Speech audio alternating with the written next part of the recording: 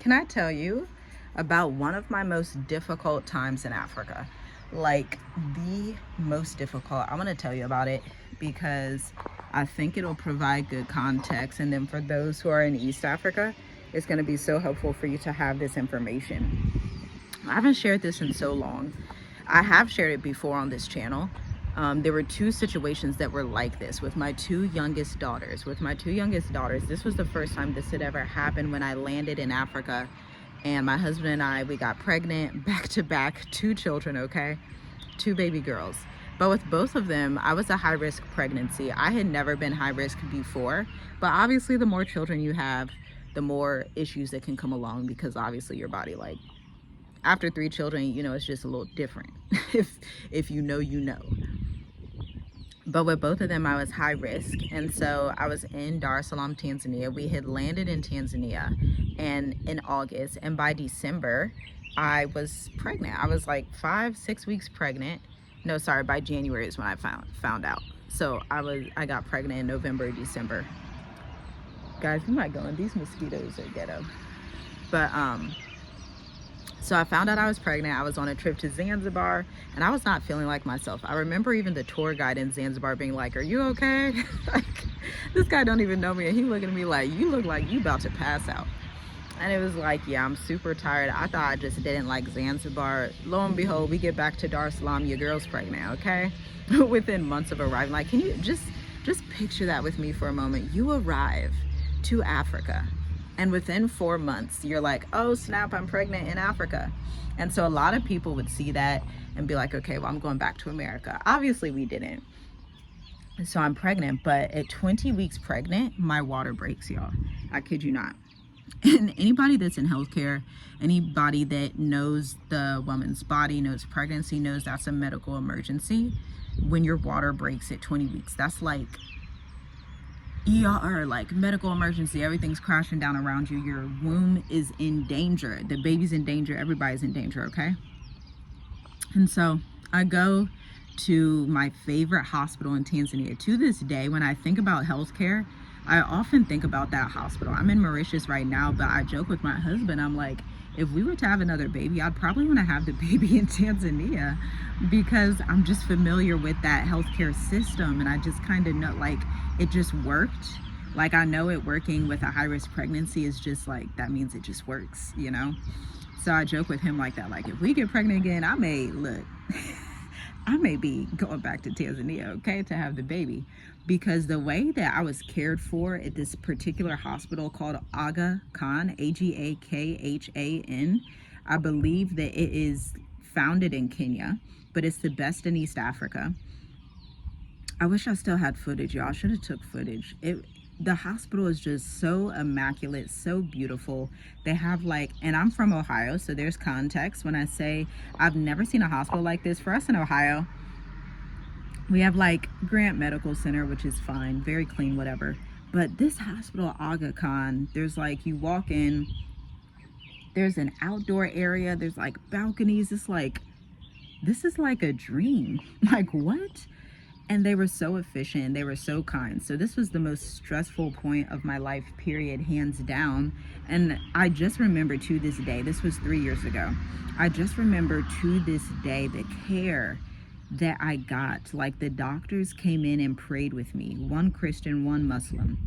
And I've never had that experience in America. I just haven't. I didn't have that experience, you know. No hospital has ever had people that prayed over me, because typically in healthcare in the West, they teach you to not, you know, talk about your religion, not talk about anything, just get straight to the job. But they literally came in, held my hand and prayed, and they were like, everything's going to be fine, it's going to be all right. The level of care I got in East Africa, Tanzania, to be specific, I will remember that for the rest of my life. And now that my daughter's older, she's 3, she's going to be 4 here soon. But that moment, I'm realizing just yesterday when I was thinking about it, like, that moment is part of the reason that I love Africa so much. Part of the reason I stayed in Tanzania so long, the care of the people. Once you get outside of the bureaucracy and all these issues, the care of the actual people in the society is just insane. It's just like, it's the most beautiful thing. And so I was in the hospital. I'm on bed rest. My husband and our 3 children at the time. We had 3 children, and I was breastfeeding. I told you I've been breastfeeding for about 6 years straight. Okay, about 7 years straight. But so he's with the children. I'm in there alone, you know, and it was just. And this is in the middle of the pandemic. That's also the thing that resonates with me, because I was not with that pandemic stuff. I'll put it like that. Just say it like that. And neither was Tanzania. Neither were the people in Tanzania. They didn't force me to get any strange shots, any strange. It was just like, I really can't even articulate it to you. And I was so grateful, and am grateful to this day for that experience, because it's such a beautiful experience. But the hospital was also so affordable, and our pregnancy was not planned. Our having an ER situation is also not planned. And the way that our savings was able to just pay for our health care easily and seamlessly, that sold me. That had me right there. Like, you know, in Africa, at least in the countries that I have been to, the care, oh my, and I was shocked, because that was one of the fears that I had. I thought like, oh, you know, African hospitals, they probably crazy, they probably, you don't know what you getting. But oh my gosh, the care in East Africa, even like postpartum, the care in Mauritius that I've got, like, y'all, I can't even put it into words properly. It's just a vibe, it's a feeling. If you've given birth in Africa, then you know exactly what I'm saying. So I'm 20 weeks pregnant. They put me on bed rest. She tells me, the Tanzanian nurse, she tells me, do not get up. You cannot get up. You can only go to the bathroom. So this is my life in Tanzania for the first year.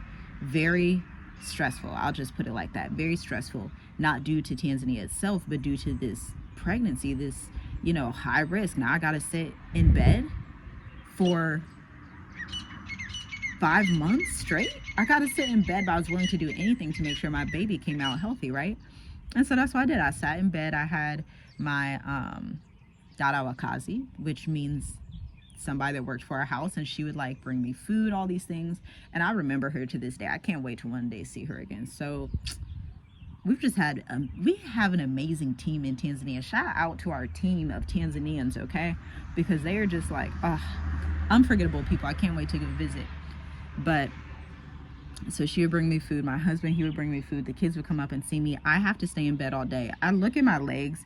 My legs look like they're melting away. I'm losing weight because, again, I have to stay in bed all day. I can't, you know, I like to be active. I like to go here, go there, jump around. I like to do stuff, okay? I don't know if y'all can tell, but I'm not the sit down and do nothing kind of girl. Even at home, I'll be at home jumping around, okay? That's what I do. And so it was grueling. My first year in Tanzania, I had to sit in that bed. If any of y'all are subscribers from that time, shout out to you, because I was filming content from the bed. I was working on client work from the bed, which was such a blessing. Also, like, let's just be real. I had enough savings and enough equity built up in the business where I could take a sabbatical for basically a year and work on 1 to 2 projects and be good. Like, that's just a testament, just from an entrepreneur perspective, like finances, have your finances together. And then, you know, I'm sitting in the bed, you know, 5 months, 6 months, 7 months goes by, because when I'm in the hospital, the first initial ER time, and again, I had no fever. There was no like logical reason. I had no fever. There was literally not a ting. Not a ting was wrong, okay? Nothing was wrong with me. Like, I did not have a fever. I did not have any issues, okay? And so they were like, we don't know why your water broke, but it did. And I was doing the research, because y'all know your girl researches every single thing. And I found out only 1% of babies with, what did they call that syndrome? Oh, I forget what they called that syndrome. I'm gonna have to look it up, but it's like a syndrome. And 1% of babies with that, especially at 20 weeks, even make it. So my miracle baby, Gianna, her name is Gianna, based off a rendition of John, which is the grace of Yah, because she is clearly a testament of the grace of Yah, the goodness of our almighty creator, the greatness to care for you even when you are in a foreign land. The Most High is good, beyond good. And so I remember being in bed and just like, they told me on the ultrasound, like, yeah, it looks like you did lose amniotic fluid. This is also showing the competency. Like, they didn't just say, oh, I don't know, well, you better figure it out. No, they did ultrasounds, multiple ultrasounds. I would go back every month and do ultrasounds so they could monitor my fluid, my amniotic fluid, and see, oh, she's, maybe the baby survives, maybe it doesn't, whatever, but they have to measure that amniotic fluid to know the chances of survival, obviously, okay? Guys, these mosquitoes are so ghetto. This is a mess. I'm going back in the office. But they have to measure the amniotic fluid, right? And so that's what had to be done. They had to measure it. And so I would go back every month. We would pay, it was back then about $50 to get an ultrasound. Now it's probably like 90 or 100 per ultrasound, maybe more. But that was back in the 2020 economy, okay? So it was very affordable to get an ultrasound.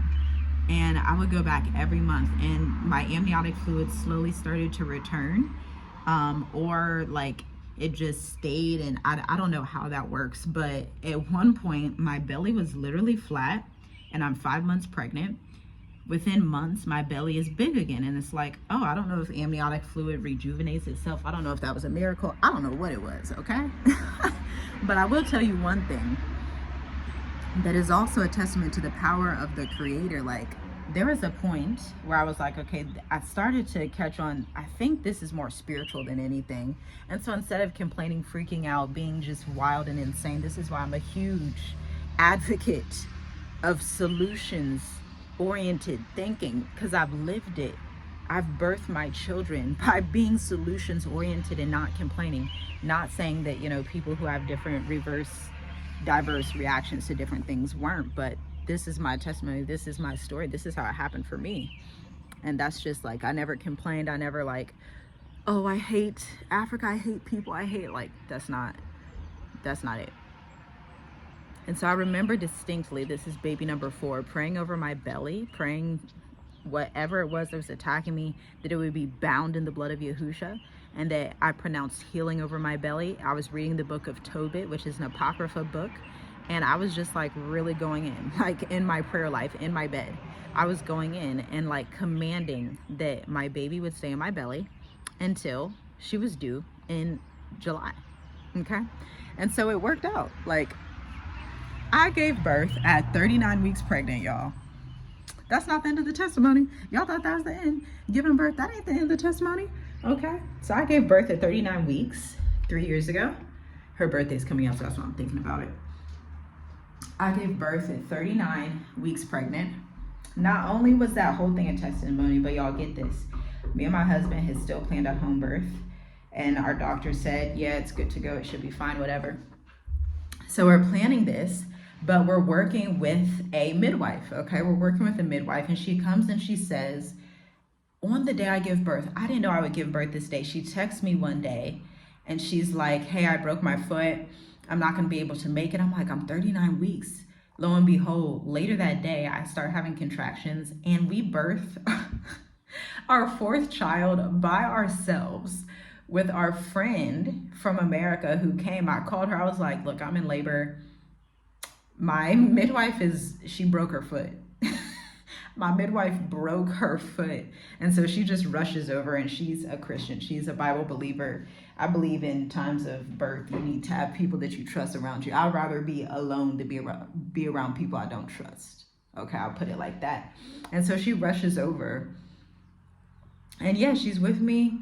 She's with us the whole time. I'm laboring. We have the pool. And then obviously the location we're in, we know how to get to the hospitals. Like, the only thing that can stop you from getting to the hospitals is traffic in Dar es Salaam. Dar es Salaam's traffic is so ghetto.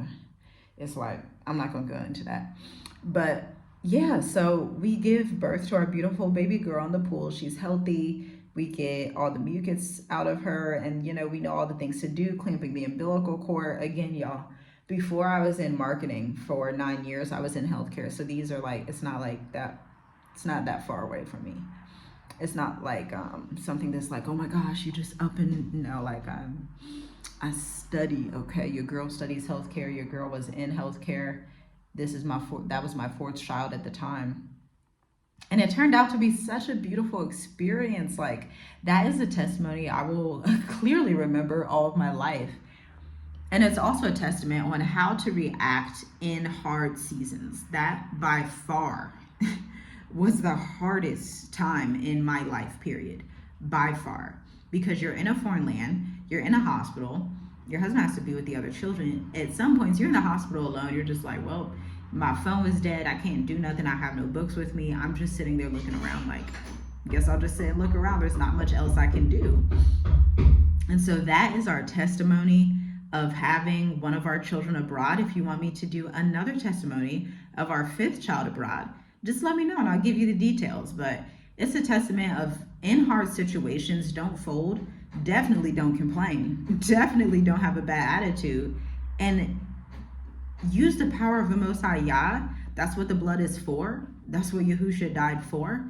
So you would walk with authority and walk boldly, because you can stop the power of death.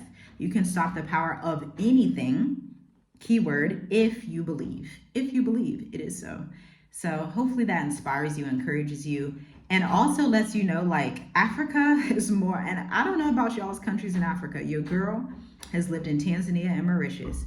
These 2 countries, I'll put it like that. And I feel like Kenya and South Africa are the same way. Those countries are more than capable of caring for you in an emergency crisis. Shalom, shalom. I'll see you in the next video.